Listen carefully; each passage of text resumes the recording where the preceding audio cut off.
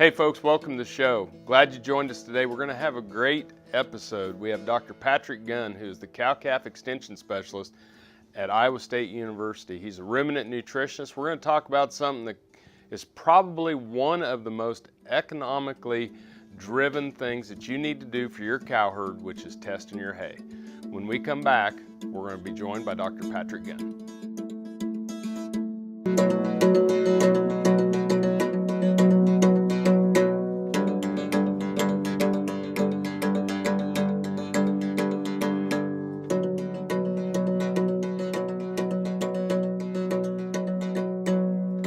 Closed captioning brought to you by Ag Promo Source. Together we grow. Learn more at agpromosource.com. This segment brought to you by Kansas Regenerative Medicine. Your stem cells, your health, your life. Folks, welcome to Doc Talk. Dr. Gunn, welcome to Doc Talk. Thanks for having me. Folks, this is Dr. Patrick Gunn, and he is the Extension Cow-Calf Specialist here for Iowa State University in the Department of Animal Science. Cover the state. I know that you cover a lot more than just the state. You do a lot across our country in cow-calf nutrition and an expert in cow-calf nutrition, folks. Today we're going to talk about hay testing. Yep, absolutely. Well, obviously, I think one of the biggest things that a lot of producers overlook, particularly right now when we're in this period of tight margins, is we start looking for ways to cut costs. And I think, philosophically, for me, one of the worst ways we can go about cutting costs is not testing our forage in the first place. Because if we're not testing our forage, any supplementation scheme that we've got going on is a complete guess. So if we're under supplementing, we're probably losing production in some way, shape, or form. If we're over supplementing, obviously we're wasting money. So, as we talk about forage testing in general, I think it's a greatly underutilized process on most operations, and most of all, I think it's probably one of the best return on investments we can have for any given operation. Yeah, and I see that all the time. Just like what you're saying, we're sitting there going, oh, we're gonna step over dollars to pick up a dime, and when we're not testing our hay, you start to think about under supplementing if we'd have a harsh winter, and body condition score on our cows, and then breed back potential. It could be economically a wreck by something as simple as hay test. Yeah, absolutely. And I mean, even beyond body condition score and breed back, there's been tons of research done, some of it by Kansas State in the late 70s up into the mid 90s that looks at body condition score and late gestation nutrition, how it affects not only breed back, not only general body condition score, but quality of colostrum, amount of colostrum, long-term health of those calves. So, it's really imperative that we make sure that nutritional status is correct all the way through late gestation, clear through lactation. Right. So now, after you get hay in, is there any time period that you need to wait till after you put up hay, or can you just, if hay comes in and it's put up, I can start testing immediately on when it's coming in and on arrival? Well, if it's really dry, if it's 90% dry matter, you can probably get by with testing it right away. Typically, we say test it as close to the time of feeding as possible. That allows you to still make your rations and supplements as need be. But when you bring that hay in, even if it's 80-85% dry matter, it's going to go through a sweat a little bit, and we're going to bind up some nutrients. So the big thing is allow yourself enough time to develop your supplementation scheme, but do it as closely as you can to the time of feeding it. Okay. Well, when some of the things that we're going to talk about today, you said, how many samples, what kind of samples to take, where to sample the bale. I think that when we think about different ways of storing it and making sure that hay quality is maintained, this is just going to be a great show. Thanks for having me. You bet. It's great to have you, folks. This is Dr. Patrick Gunn. He's a cow-calf extension specialist here at Iowa State University. When we come back, we're going to talk about how many samples to take, which way to take those samples, and then what you're going to do with the samples after you get them. It's a great show. Stay tuned. More from Ames, Iowa after these messages.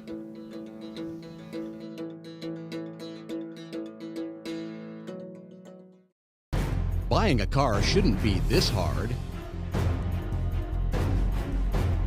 And at Brown Chevrolet Buick in Wamego, it isn't. It's actually awesome.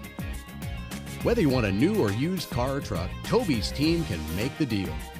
Even if you want to custom order a new car or truck, Toby's team can make the deal.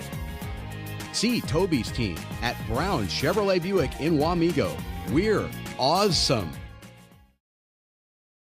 Soil is the life of a farm, and for 25 years, SureCrop Liquid Crop Nutrition has helped growers produce abundant quality crops while preserving and improving the soils they steward. SureCrop offers complete soil and plant analysis with cropping recommendations, delivery direct to your on-farm storage, and quality crop nutrition custom blended for your field. Choose SureCrop for the assurance of excellence for your soil. Call today or visit their website for more information. This segment is brought to you by Santa Fe Trail Meats in Overbrook, or visit us online at sftmeats.com.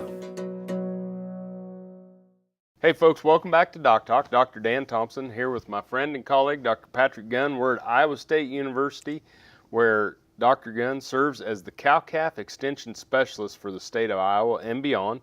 He's a ruminant nutritionist, and we're talking about hay sampling, which is something that is just, can't believe anybody that has any cows wouldn't do it, but they don't. But let's talk about how you go about it. Let's just walk through samples and tests and how you take those samples and different things of that measure. Absolutely. As we talked before, I think it's a grossly underutilized process, but even those that utilize forage testing, I don't know that they always go about it the correct way to maximize the value associated with taking those samples. I think the biggest pitfall that we often run into with producers is quite simply they're not taking enough samples. So, maybe they test 1 or 2 bales out of a lot, or maybe even 1 or 2 bales out of everything they have for the entire winter. And so, I think first and foremost, we got to take plenty of samples. And when I say a lot, I mean that's every cutting from every field, because obviously we got different composition of forages in every field. And we're going to make multiple cuttings in most instances. So the big thing is we want to take 20 samples from every lot, so every cutting in every field if possible. Now that doesn't mean we're going to test 20 samples, we're going to make a composite sample out of those 20. Okay. But we need to take 20 random bales from any one field and any one cutting and put them into a single Ziploc baggie to send off for analysis. Okay, so you go in, you take your 20 samples.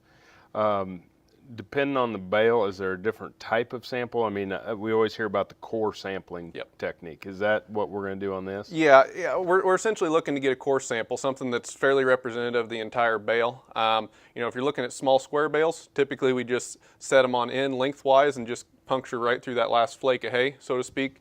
Now, the biggest thing is, I highly encourage producers to invest in some kind of hay coring probe. A lot of people do grab samples because they say that mimics what the cow's actually grabbing, but oftentimes we lose the leaves, we lose a lot of that high quality dry matter because we're just grabbing kind of the long stemmy stuff out of the bale. So highly encourage using a core sampler first and foremost, but with small squares or large squares we can just tap right into the end of the bale. If we're utilizing round bales, big thing is cut through the net wrap and then take a core sample 12 to 18 inches deep. Typically 18 is what I suggest. Okay, so then you bring them back in these samples. Do you put all 20 of them into something and mix them up and then take a subsample of that, or do you just keep the 20? It's completely up to what kind of probe you have and how much sample comes out in that probe. A lot of times I suggest producers put that in a bucket, mix it up, and then send off a quart bag full from that particular lot. Some samplers are set up and designed so basically over 20 samples you only actually pull a quart of material out of there. At the end of the day we want to send off about a quart's worth of material to the testing firm. Okay, and then obviously when it gets there we have tests that you can request or absolutely things that. All right. Well, folks, it's time for a break, time for commercials. Again, hay testing might be one of the most economical things you'll do for your beef herd this year. Make sure you do it. We're going to talk more with Dr. Gunn when we come back after these messages. We're on the road at Iowa State University. Stay tuned.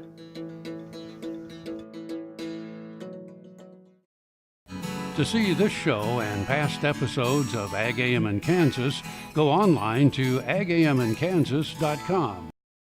Next time you see a beautiful field of corn, reach out and thank the farmers who work tirelessly to raise corn. For livestock feed, renewable fuels, and exports to feed a growing world population. The farmers on the Kansas Corn Commission work for Kansas Corn with grower-funded checkoff dollars that support foreign and domestic market development, research, promotion, and education to expand opportunities for Kansas farmers. To learn more, visit kscorn.com. I'm Rexanne Struve, veterinarian in Western Iowa. I have a veterinary clinic and started doing stem cell therapy on dogs in August of 2014. And after the first 2 dogs, after 3 weeks, I saw such dramatic results. I said, hey, I have arthritis. I have joints, really need this help. Where can I go to get this done? I had stem cell therapy done in November of 2014 on my finger joints, my hip, and the ball of my left foot, all of which I'd had real severe problems with. Saw a pretty dramatic improvement in a short amount of time. I would certainly recommend that somebody don't wait until I'm in the position that I was in with the damage already done to my joints. I encourage veterinarians to use it for their animals, and I encourage anybody who sees this video, if you have need, get in contact with these people because this is a phenomenal place to have this done. The BQA Tip of the Day, sponsored by Beringer Engelheim Vet Medica, Inc. Hello folks, Dr. Nels Lindberg here with Production Animal Consultation and Animal Medical Center out of Great Bend, Kansas. Today's BQA Tip of the Day, we're thinking about handling our cows for this fall. Everyone's getting done with fall harvest and thinking about handling their cows and getting them preg checked, moving them off of grass onto whatever residues or pastures they may be moving them to.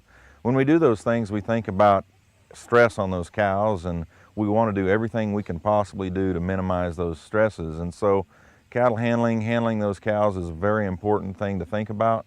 When we move them off pasture, gather them, move them to another pasture, move them to another residue, or as we're bringing them in to get them preg checked, we just want to do all we can to minimize hot shot use, cattle prod use, all those things. And it's about positioning and anticipation and pressure and release and focal point on that eye. And we just have to do those things to do the right thing for the cattle, which our people demand that we do the best we can in terms of animal welfare. And there's nobody cares more about animal welfare than those of us doing it. So keep it forefront in your mind, think about it, do it, and keep at it.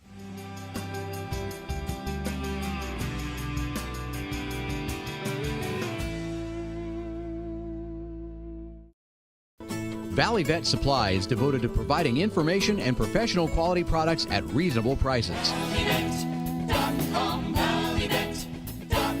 Valley Vet Supply. Here's another gardening tip with Annette Jackson from Jackson's Greenhouse. Fall is a great time to plant, and if you would like fresh fruit, grapes, or berries to eat next year, now is an ideal time to plant. We'll show you how, what, and where to plant for a successful crop of delicious, healthy fruit. We have a great selection and great service. Come see us at Jackson's. Our entire stock of shrubs, roses, berries, perennials, and trees are now on sale at 25% off. Hurry out for your best selection. Jackson's Greenhouse has what you need today. No matter where, no matter why, the Veterinary Health Center at Kansas State University is committed to providing quality patient care to animals and exceptional customer service to their owners. From routine checkups to emergency and specialty care, our world-renowned specialists and experienced professionals are here to discover, to teach, and to heal. Let us know. How can I help? How can we help?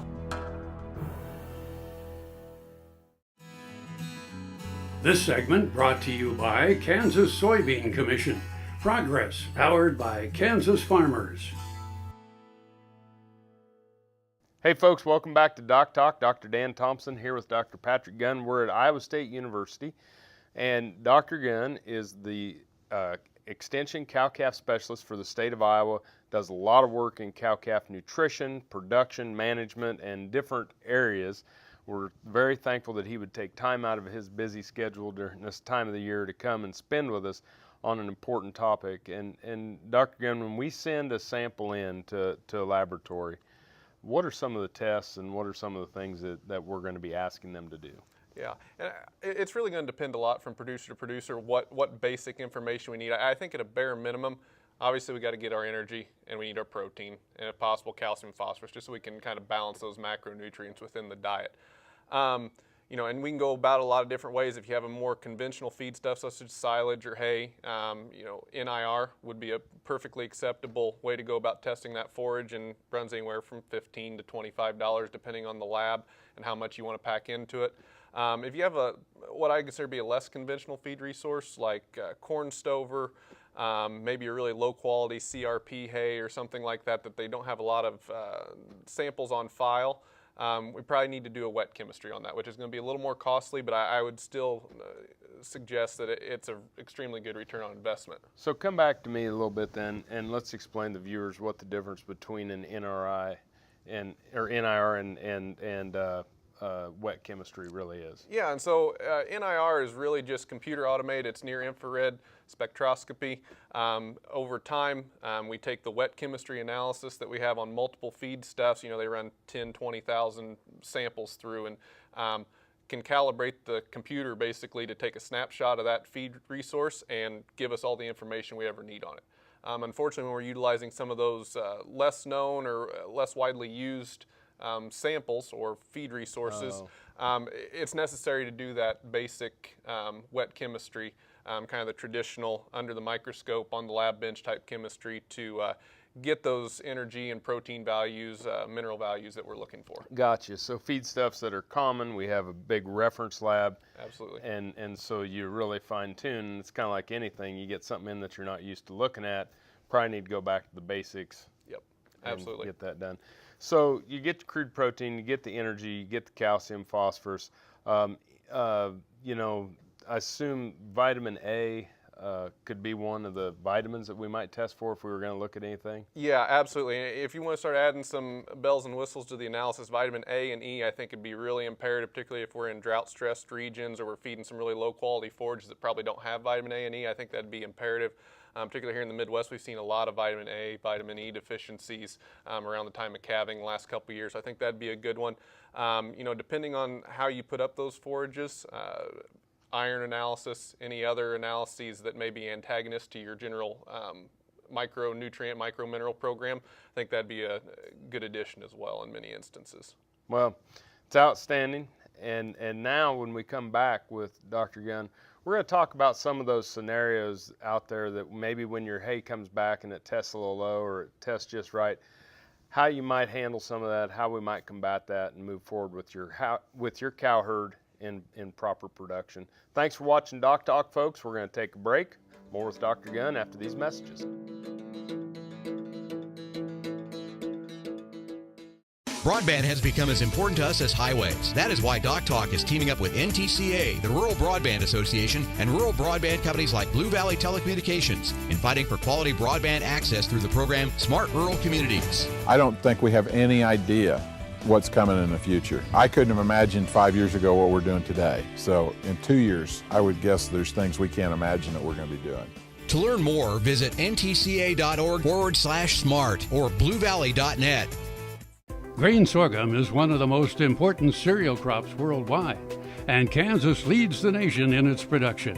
Over the years, sorghum has been either exported, used in animal feed domestically, or for other industrial uses.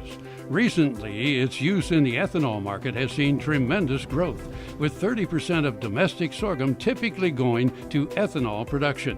Kansas Grain Sorghum is committed to sorghum research, market development, and education. Learn more at ksgrainsorghum.org.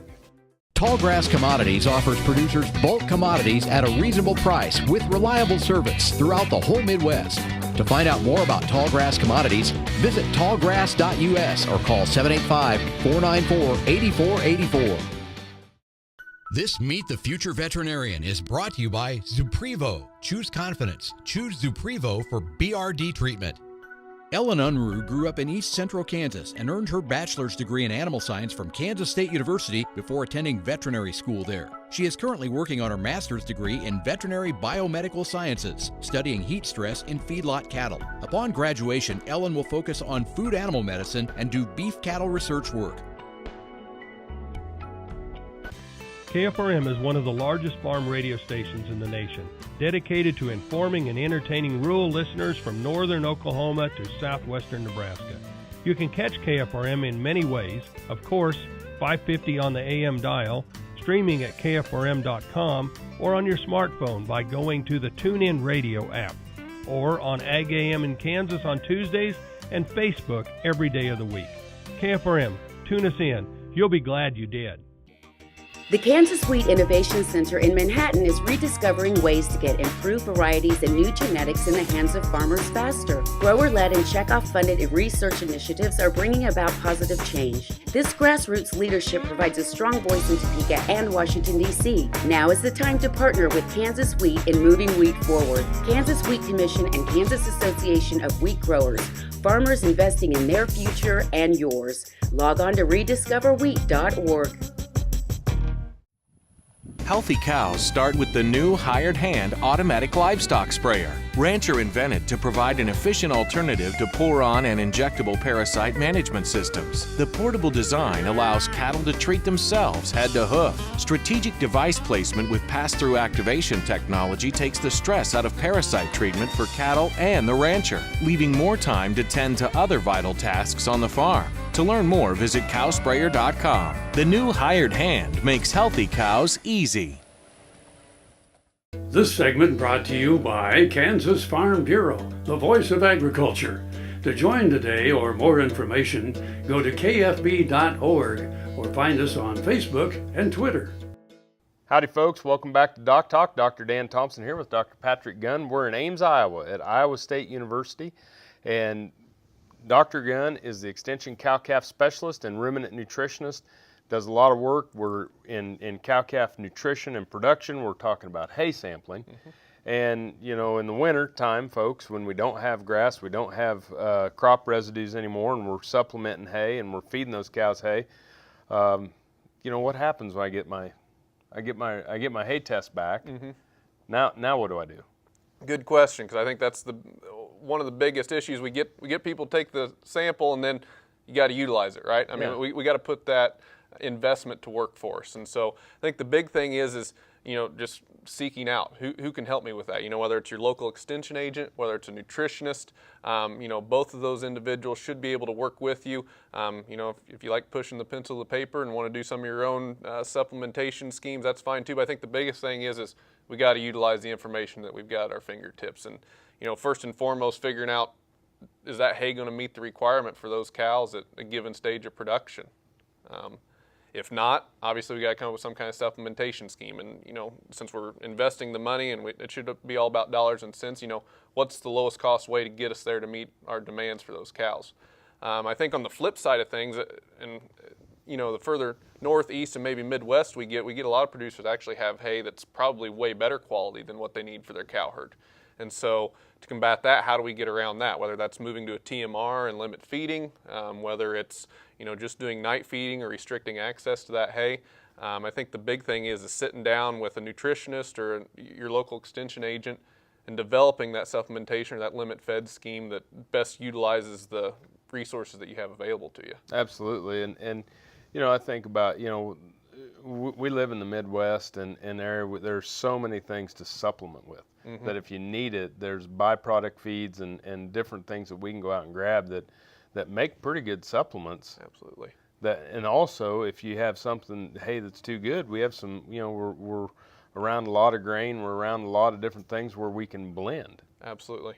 Absolutely. And yeah, so I mean, whether it's your local co-products, whether it's corn, I mean, whatever's the most advantageous and most cost-effective for your operation, you know, no one supplementation scheme is going to be the same. The big thing is that we take the forage analysis, and that's the bulk of the diet, and make sure we develop the rest of the diet around there in as cost-effective manner as possible. Perfect. Well, thanks for being on the show today. Thanks for having me. Folks, thanks for watching Doc Talk.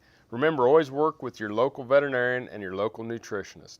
If you want to know more about what we do on Doc Talk, you can find us on the web at www.doctalktv.com. Thanks for watching the show today, folks. I'm Dr. Dan Thompson signing off from Ames, Iowa at Iowa State University, and I'll see you down the road.